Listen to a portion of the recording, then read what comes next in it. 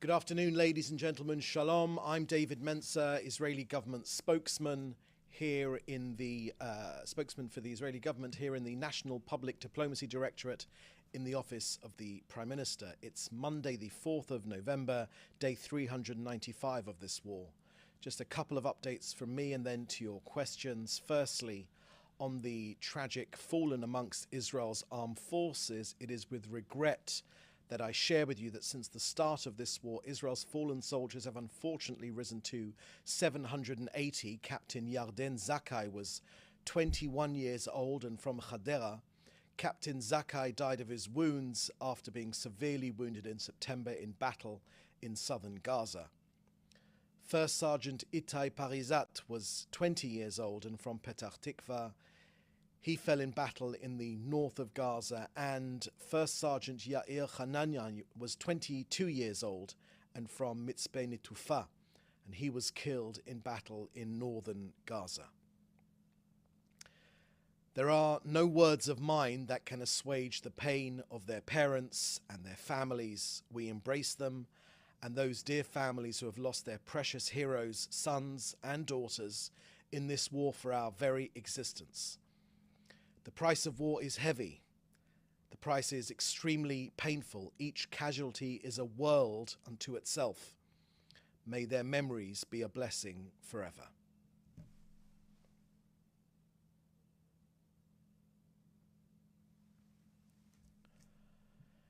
Next to UNRWA, as you know, last week, Israel's sovereign democratically elected parliament, the 120-seat Knesset, voted 92-10 to end Israel's cooperation with UNRWA.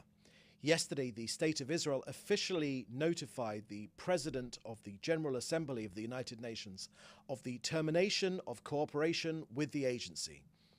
Now, as you know, Israel has shared the overwhelming evidence submitted to the United Nations, the evidence of Hamas infiltration of UNRWA. So many of UNRWA staff and Hamas terrorists were one and the same people.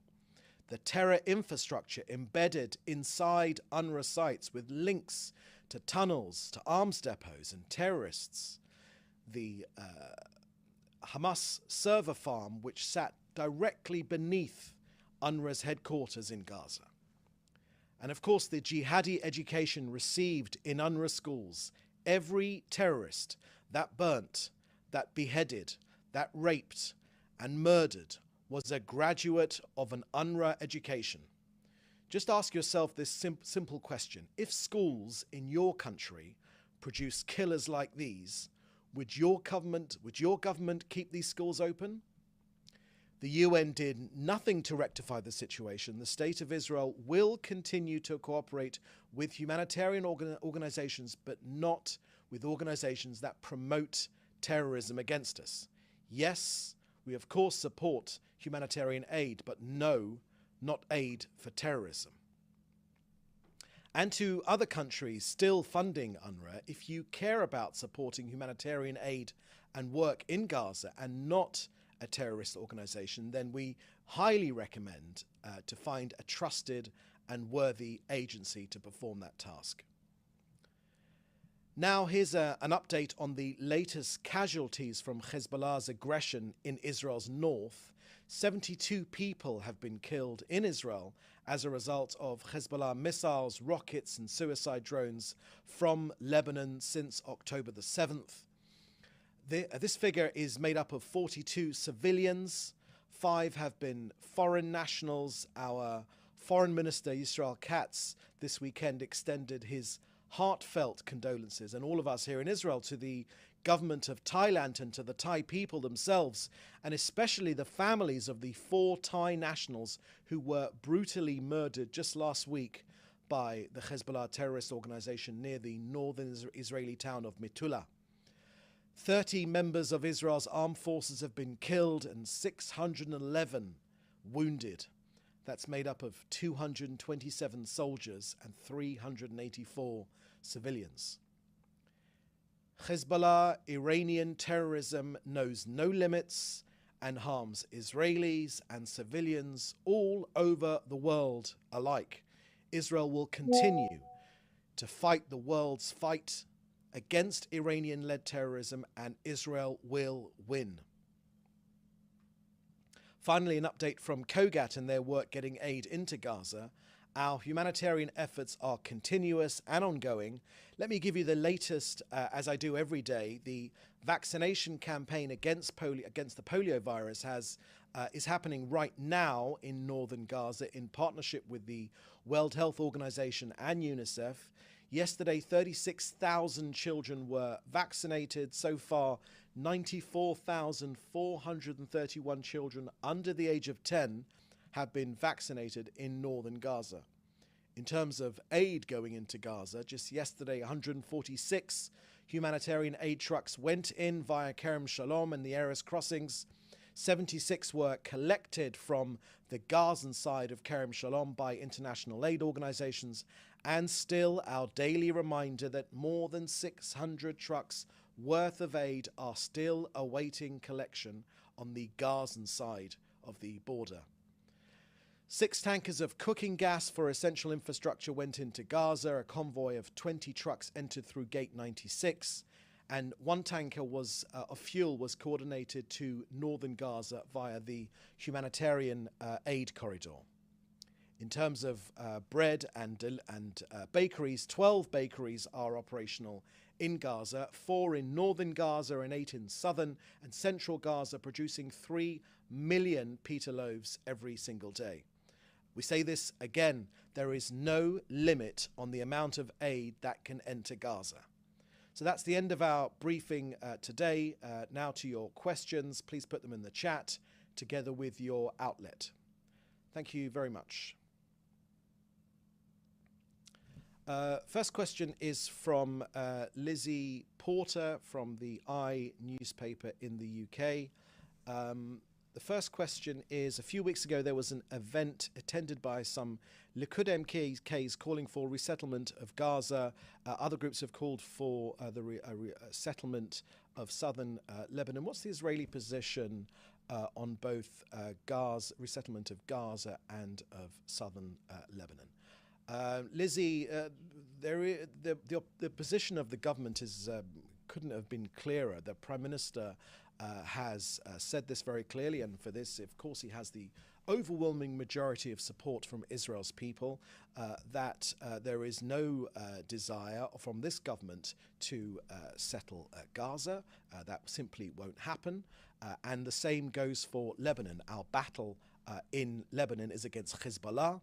When we have pushed Hezbollah back behind the Litani River, we want civilians to return to their homes. Ultimately, of course, it's Israel's government objective to get our own civilians, Israel's civilians who've been evicted from their own homes, to get back to their homes in Israel's north. But there is absolutely, the government has made crystal clear that there is no intention or desire from this government to, and the leadership of this government to, anything like that in terms of settling Gaza. Absolutely not.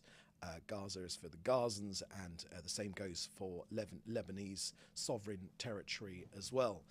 I remind you that there is no border dispute between Israel and Lebanon. The blue line, which is the UN demarcated blue line, is precisely where the United Nations wanted it to be, and that is what we will withdraw to when this situation with Hezbollah has been sorted. We can no longer live in a situation whereby Lebanon and Hezbollah, Hezbollah in particular, are threatening us. As you know, the Prime Minister visited the north just yesterday to see for himself the changed reality in our northern border, and he saw and he heard for himself Israel's heroic fighters on the ground, how we are eliminating the entire underground terrorist network that Hezbollah had prepared to raid the Galilee, northern Israel, and to carry out an even bigger massacre than that carried out by Hamas from Gaza.